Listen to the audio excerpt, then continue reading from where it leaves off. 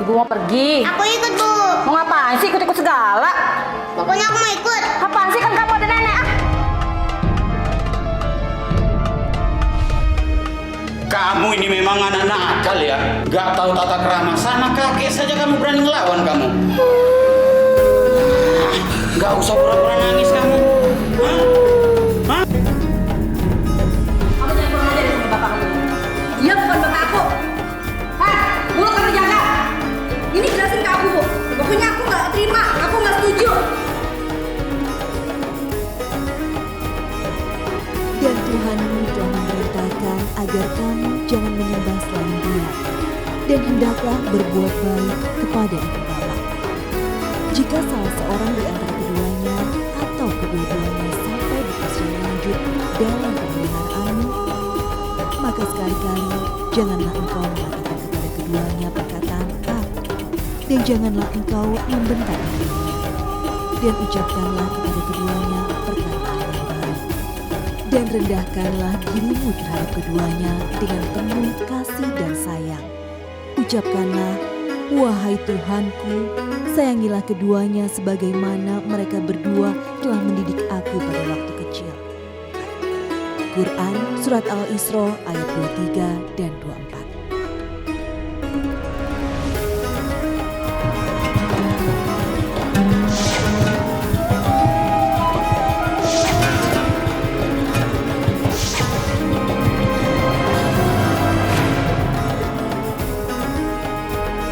Assalamualaikum warahmatullahi wabarakatuh. Selamat pagi pemirsa Tawakal yang selalu dalam lindungan Allah Subhanahu wa taala. Senang sekali saya Farid Hasan kembali menjumpai Anda. Dan jelas itu. Nah, kalau ada perempuan berulang-ulang menikah ini aneh. Ini catatan. Berarti dia tidak ada rasa kasih sayang. Karena apa? Dia tidak menyayangin anaknya. Ini adalah darah dagingnya.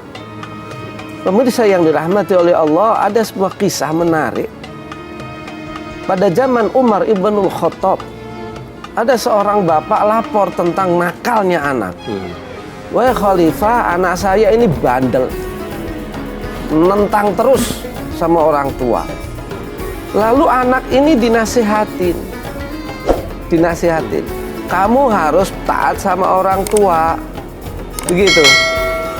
Terus juga ditanya, apakah kamu memilihkan, ini bapaknya, apakah kamu memilihkan ibu yang baik? Lalu anaknya yang jawab, wahai Umar, wahai Khalifah, bukankah saya juga punya hak? Anak itu punya hak. Oh iya punya. Nah, bapak saya itu tidak memenuhi hak saya. Haknya apa? Tidak memilihkan ibu yang baik. Jadi ternyata memilihkan ibu, istri yang baik itu adalah haknya anak yang belum lahir. Luar biasa, ini kan anak baru dia protes, dilaporkan oleh Umar, begitu jawabnya. Sampai anak ini protes, kenapa? Dikasih nama yang gak pantas. Namanya Ju'lan. Ju'lan itu dalam bahasa Arab artinya tikus. Nah, seorang orang tua, karena apa? Ibunya tidak baik. Nah, bagi kita para pemirsa, para calon suami, kalau kita mau mencari nanti anak yang baik, carilah istri yang baik, yang punya kasih sayang, punya peduli sama anak. Dan itu perintah Rasulullah Shallallahu Alaihi Wasallam. Rasulullah Shallallahu Alaihi Wasallam mengatakan tazawwadul waludul alwadud. Nikahilah perempuan-perempuan itu yang walud, yang nanti bisa memiliki anak. Dan al-wadud itu perempuan yang punya kasih sayang, yang nanti ngopenin anak, peduli sama anak. Ketika suaminya mencari nafkah, istrinya yang mendidik, ngajarin ngaji.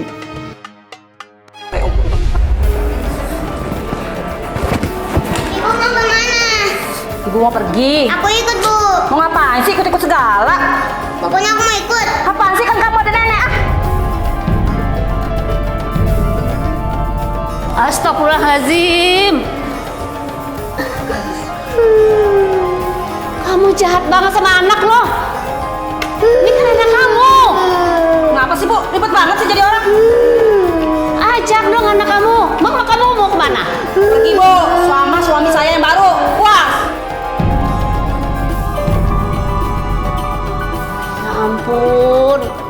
Jahat sama anak lo. Tega lo demi laki-laki lo. Ini kan cucu ibu juga. Ya urusin lah. Ya ampun. Iya tahu, tapi ini kan anak kamu, orang tuanya. Ah, biarin. Tega banget demi laki-laki lo ya. Apa sih? Ini anak cucu ibu, tapi kan anak kamu. Ayo dong, udah sore sayang. Ya maaf mas. Ini ribet banget mas. Wah, udah. Gak usah diurusin lagi tuh, Mas. Udah sama nenek aja ya.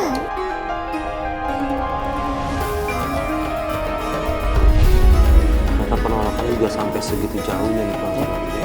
Nah, menarik nih Mas Farid. Ada seorang ibu, sekali lagi ini adalah darah dagingnya. Dia nggak peduli dengan anak. Di dalam sebuah hadis Rasulullah pernah menceritakan, ada seorang perempuan itu masuk neraka gara-gara dia tidak memberi makan kepada kucing. Tidak memberi makan kepada kucing, kucingnya ditaruh di tempat yang dia nggak bisa kemana-mana, di kerangkeng begitu, mati, masuk neraka. Dan ini anaknya sendiri, darah dagingnya sendiri, mau ikut dilarang. Wal'iyadzubillah, ini benar-benar orang yang sudah keterlaluan. Saya kira menjadi pelajaran kita, kalau ada orang ibu begitu, sudah kita tinggalin saja. Jadi Pak Ustadz, boleh gitu anak meninggalkan ibu jika ibu perlakuannya seperti itu? Ya, daripada seorang anak nanti maksa ikut ibunya, ternyata ibunya tidak punya rasa kasih sayang, nanti bisa disiksa, diajarin yang tidak baik, tidak diberikan haknya, lebih baik dipisah. Boleh, tapi ingat ketika anak diperpisah, tetap kewajiban berbakti kepada orang tua tidak akan lepas. Ini adalah urusan orang tua yang tidak mau ngopenin anaknya. Naudzubillah min dalik. Mbak Yuni sendiri sekarang sudah menikah atau belum? Udah, tapi saya udah cerai. Sudah cerai. Nah, dari pernikahan yang bercerai itu punya anak? Saya punya satu. Punya satu. Boleh tahu kenapa bercerai? Karena mantan suami saya dia selingkuh sampai ceweknya ngambil. Emang Mbak Yuni nggak tahu dia aslinya seperti apa, nggak ketahuan? Saya nggak tahu. Awalnya baik seperti itu? Awalnya baik. Setelah anak saya berumur 1 tahun lebih, dia kayak gitu. Ketika almarhum nenek saya meninggal, sifat suami saya berubah drastis. Di saat saya lagi terpukul, lagi di situasi kayak gini, saya butuh support ibu, tapi ibu nggak peduli sama sekali. Bahkan anak saya pernah dipukul sama bapak tiri saya, tapi ibu saya nggak belain cucunya. Anak tiri kalau Ustaz diperlakukan seperti itu, cucunya sendiri makan nggak dibelain. Pemirsa yang dirahmati oleh Allah, kalau kita menemukan seorang perempuan yang dari awalnya ternyata tidak punya rasa kasih sayang, nanti terus, maka saran saya yang paling tepat adalah sudah nggak usah diharapkan. Sekarang Mbak Yuni sudah jadi seorang ibu. Dulu ibunya seperti itu. Sudah, kita cukup doakan saja. Kalau kita berharap banyak kepada manusia, pasti nanti kecewa. Kita berharap kasih sayang seorang ibu, ternyata tidak memberikan. Lalu apa yang diharapkan? Nggak ada. Justru sakit hati. Maka yang pas yang perlu kita harapkan dari mana? Dari Allah Subhanahu wa Ta'ala. Karena kasih sayang Allah tidak pernah putus. Seruwet apapun masalahnya, ternyata masih ada orang baik. Ternyata Allah kasih kebaikan. Contohnya apa? Masih ada kemarin ketika ibunya nggak ngopenin, ada neneknya. Ketika neneknya sudah meninggal, Allah tunjukkan sifat asli dari suaminya yang tidak baik. Kemudian nih bercerai, wal'iyadzubillah, suaminya berzina, cerai. Ini lebih baik. Kenapa? Nanti jangan sampai menurun kepada anak-anaknya. Ini lebih baik. Nah, inilah rahmat Allah perlu kita ingat. Sehingga apa? Kita tidak putus asa. Tidak ada rahmat Allah itu putus kepada hambanya, nggak ada. Kadang kita yang memutus. Sehingga perintahnya Allah, wala tayasu mir rauhillah. Jangan putus dari rahmat Allah. Kalau rahmat manusia, kasih sayang manusia, itu bisa putus. Sekali lagi kalau rahmat Allah kita masih dikasih kesehatan, masih anaknya lucu-lucu. Sekarang anaknya sudah umur berapa Ibu? Umur 5 tahun. 5 tahun. Kan itu anak yang Masya Allah, ini adalah harta. Dididiklah anak itu, jadi anak yang soleh. Nanti apa? Mendoakan orang tua. Gitu. Nah, Mbak Yuni boleh cerita ke kita nggak? Apa sih alasan dari ayah tiri Mbak Yuni kok tega-teganya mukul anak kecil begitu? Awalnya saya pulang kerja, saya mau lihat anak saya. Tapi pas saya lihat anak saya sedang dimarahi sama bapak tiri saya. Terus saya kaget, kok ada luka lebam pipinya. Ternyata habis dipukul sama bapak tiri saya. Dan saya bertanya, kenapa anak saya kayak gini? Dan bapak tiri saya menjawab, anak kamu nakal. Kamu ini memang anak nakal ya. Gak tahu tata krama. Sama kakek saja kamu berani ngelawan kamu. Gak usah pura-pura nangis kamu. Hah? Hah? Assalamualaikum. Pak, ini ada apa sih Pak? Kamu kenapa ya? Tadi aku dipukulin sama kakek. Bapak nggak suka kayak gitu dong Pak. Ajari anak kamu ini sopan santun ke kakeknya. Melawan mulu perasaan Tapi dia. nggak harus dipukul dong. Harusnya kamu ajari anak kamu tata krama. Dia masih kecil Pak. Walaupun kecil kalau nggak sopan sama kakeknya, kamu sih nggak bisa ngajarin anak kamu. Mak sama anak sama anak. Apaan sih kok direbut mulu? Ibu, tolong bilangin suami ibu dong. Jangan pukul anak aku dong. Pak ini kan saudara ibu. Dia cucu ibu. Kamu juga Yuni. Harusnya kamu tuh ngajarin anak. Kok emak sama anak sama aja lebay. Iya sama ini. Kamu ibu. Capek ngurusin orang seperti ini. Ibu jahat. Sabar ya, Dek.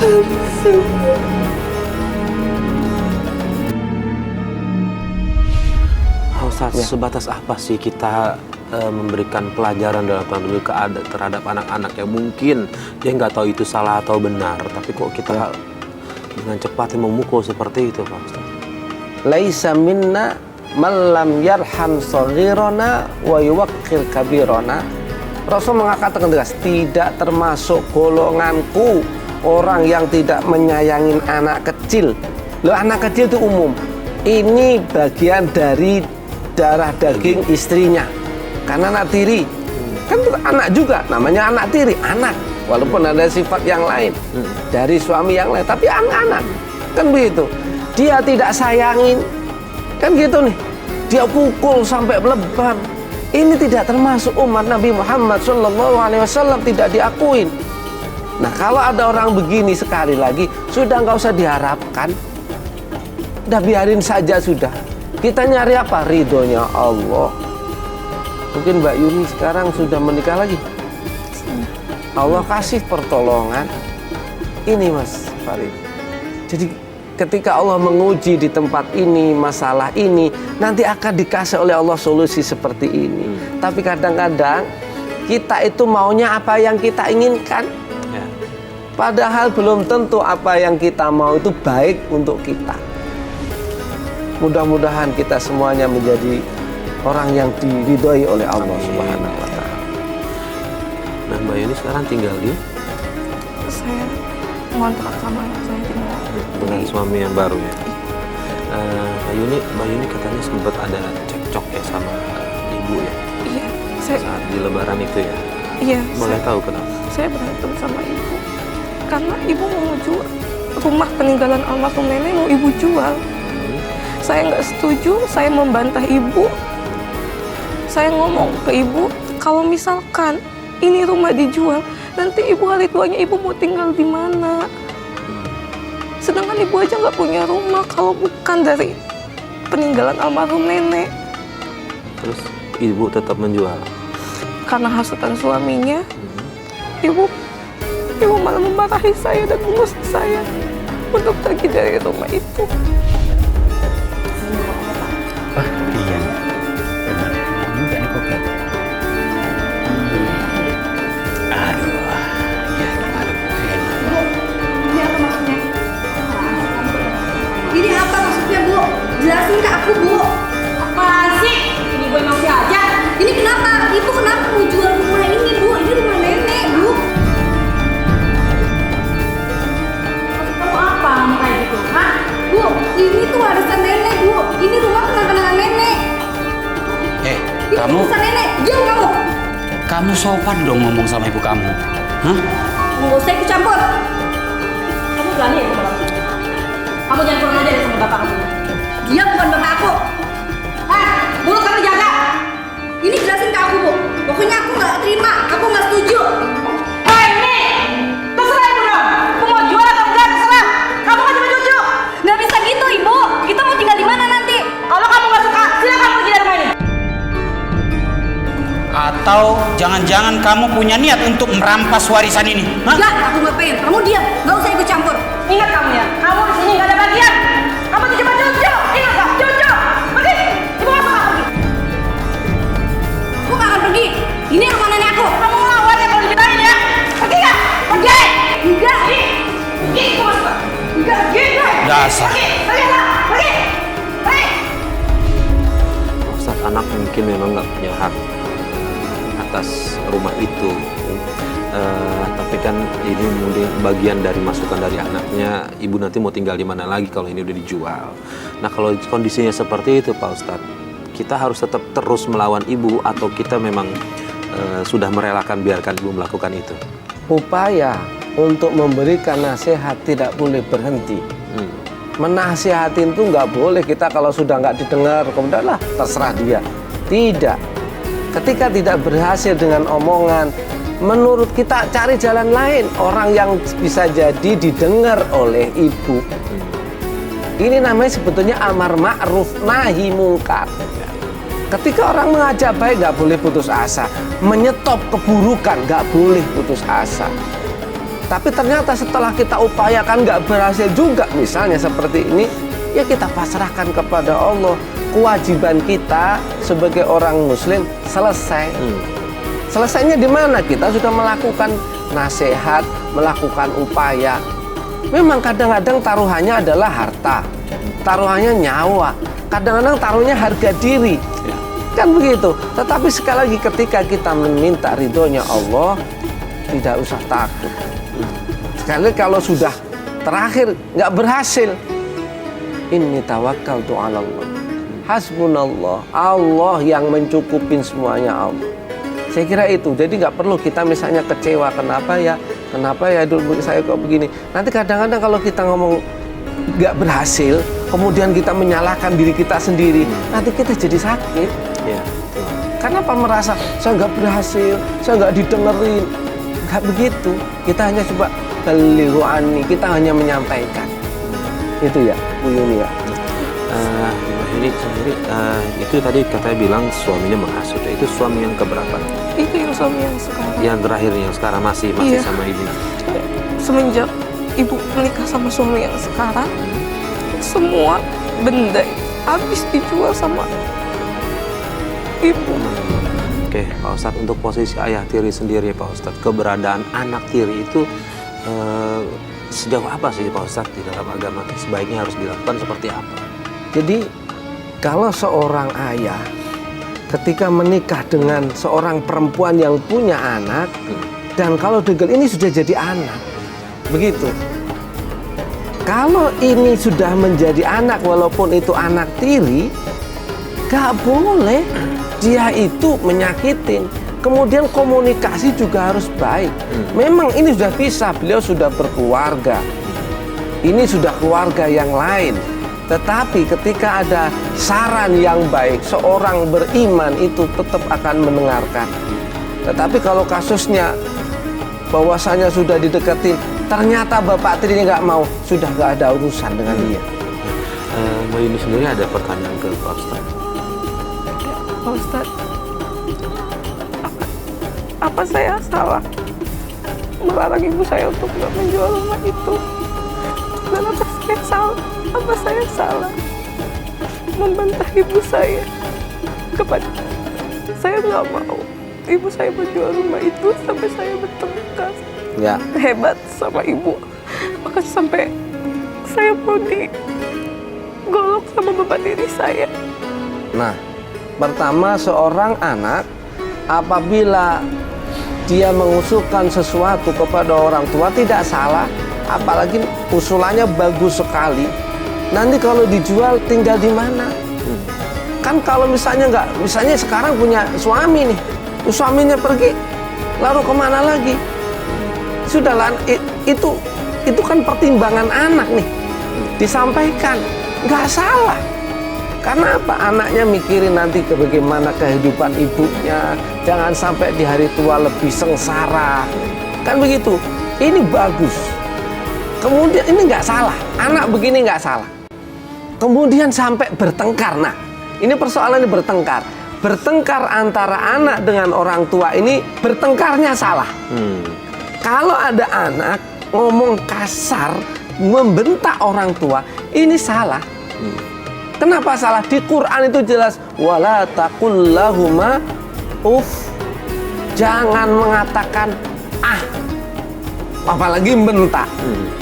Nanti makanya caranya gimana? Kalau kita cukup memberi nasihat, mengusulkan dengan cara yang baik, tidak diterima, ya sudah. Nggak usah kita sampai berantem, membentak, nggak perlu. Salah. Posisi anak tetap di bawah. Artinya di bawah itu patuh sama orang tua. Mau orang tua bagaimanapun, nanti misalnya nih terjadi beneran ibunya menjual tanahnya, rumahnya, beneran susah. Terus gimana? Ya tetap anak berbakti sama orang tua semampunya. Iya. Itu. Baik, Pak Ustadz. Nah, terkait dengan itu Pak Ustadz, tim kami sudah mencoba menghubungi orang tuanya dari Mbak Yuni dan dia bersedia untuk bergabung sama kita, tapi hanya cuma bisa melalui telepon Pak Ustadz. Baik. Nah, di kesempatan ini saya berharap Pak Ustadz mungkin bisa memberikan tausiah kepada ibunya Mbak Yuni. Apapun itu, kita akan cari jalan keluar yang terbaik buat mereka berdua ya Pak Ustadz ya. Iya. Assalamualaikum Ibu Santi. Assalamualaikum Bu Santi. Waalaikumsalam. Terima kasih Bu Santi sudah menyediakan waktu untuk kita berbincang sebentar. Nah, Ibu Santi, alhamdulillah di studio saya sudah bersama anaknya Ibu Santi, Mbak Yuni. Dia di sini sebenarnya sih dia kangen sama ibu, kangen akan kasih sayang dari ibu. Dia sini berkeluh kesah sih sebenarnya. Intinya adalah ingin tetap bareng sama ibu, kemana-mana sama ibu, tetap sayang sama ibu. Nah, terkait dengan itu Ibu, ini mungkin dari Mbak Yuni sendiri ada yang mau disampaikan dulu ke Ibu. Assalamualaikum, Bu. Waalaikumsalam. Gimana kabar Ibu? Baik. Maaf ya, Bu. Aku nelpon Ibu melalui Antv. Karena aku cuman mau Ibu tahu isi hati aku. Aku ingin bersama Ibu. Aku ingin pergi kemana-mana sama Ibu. Tapi aku benci sama suami Ibu. Karena suami Ibu itu nggak baik, Bu. Tapi kenapa Ibu masih membela dia, Bu? Tidak baik.